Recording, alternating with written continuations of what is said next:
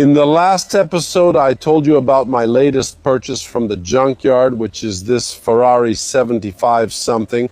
I don't know how old it is. It was a gamble. Many of you asked me, Matt the farmer, where do you find these great deals? Not sarcastically, I was really curious. Someone said, nice gamble. It would be cool to see the tractor fixed up, get it running, put it to work.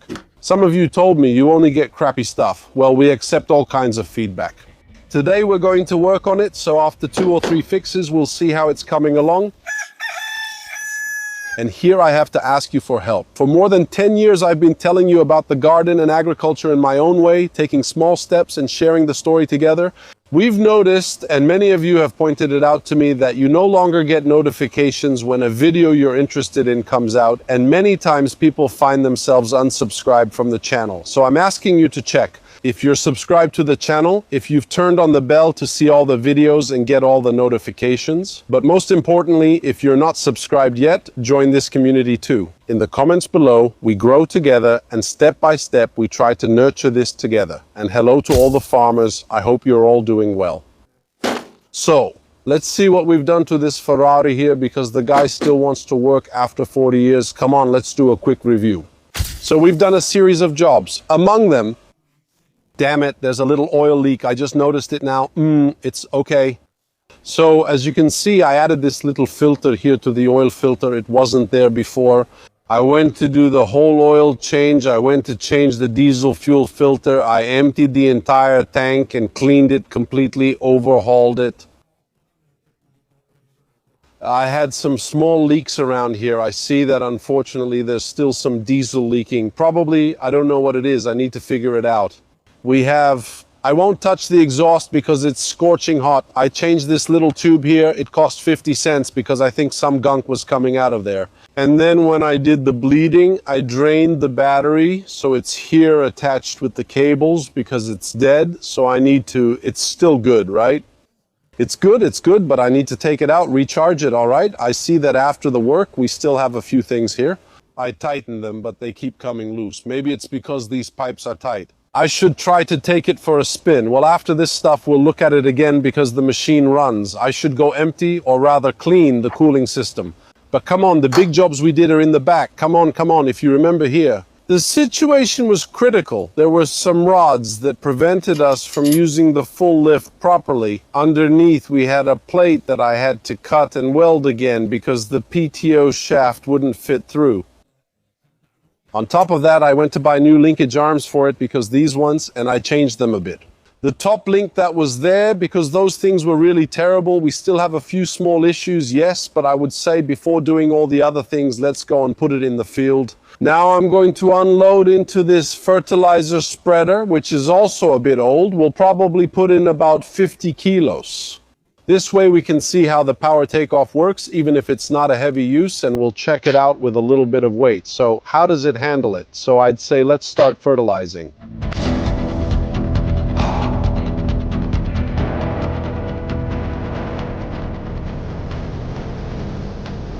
Thank you.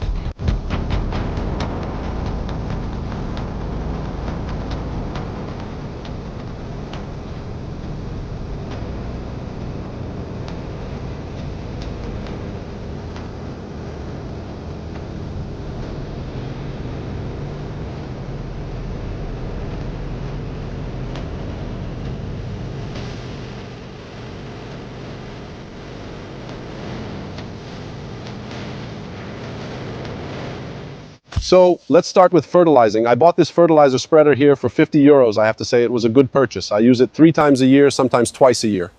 The bearings need replacing and a few other things should be done, but overall it's fine. One thing I notice is that depending on the fertilizer, and every time I forget, damn it, I have to adjust how much fertilizer to give because it either comes out too fast or too slow. See, this here is the adjustment gate that controls how much pellet fertilizer can come out. It's something I need to remember, but I never do, to set it each time. So it either comes out too fast or too slow. I've done the passes. I have to say, all in all, it works well. It worked pretty well anyway. It's something that's hard to control because, I mean, it feels like being on a roller coaster, but let me remind you that I got it just to use it in the greenhouse. Today, I really could have used Sam since it was such a hassle, loading it onto the van with the fertilizer spreader on top, unloading and more.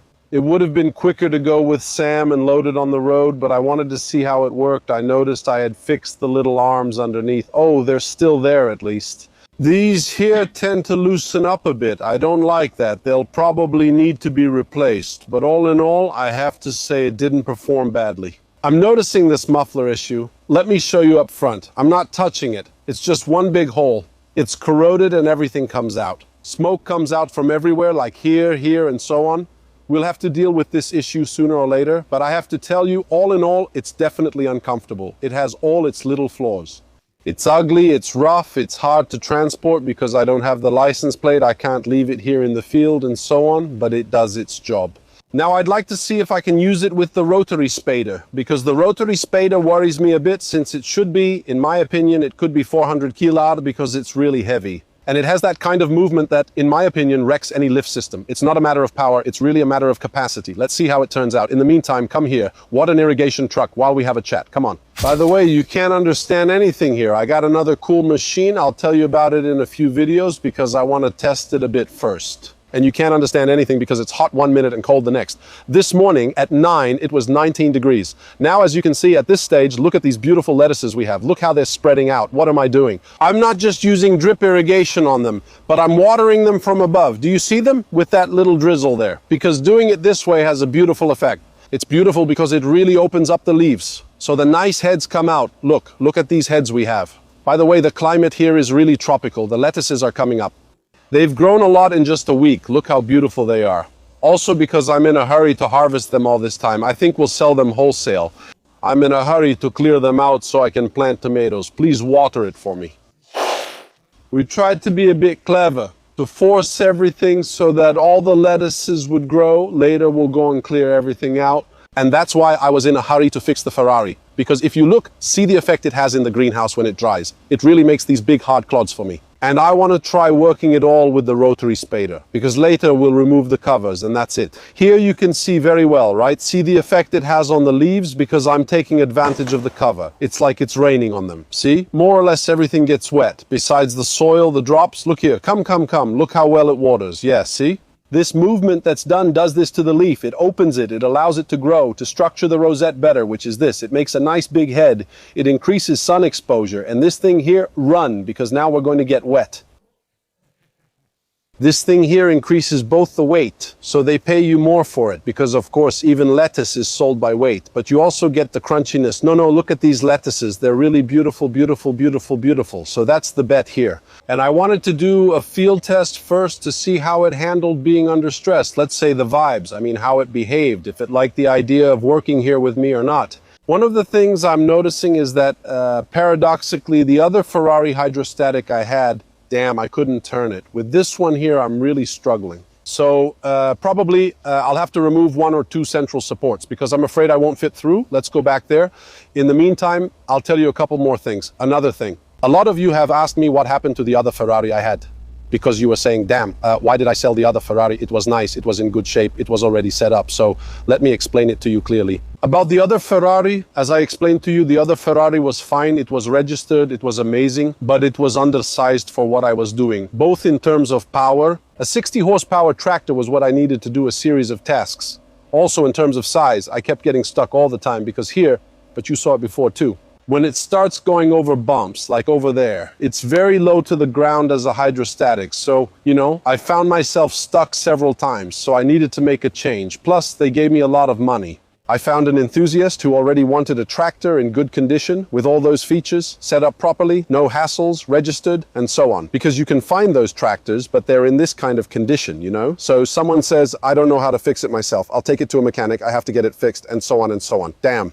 It costs me a fortune, but if I find it already done, then with that money, I manage to pay for the new same. And I paid for both the same and the system. I fixed the power steering and oil system on the same. It was almost like a trade. The only issue is the same doesn't work for me down here.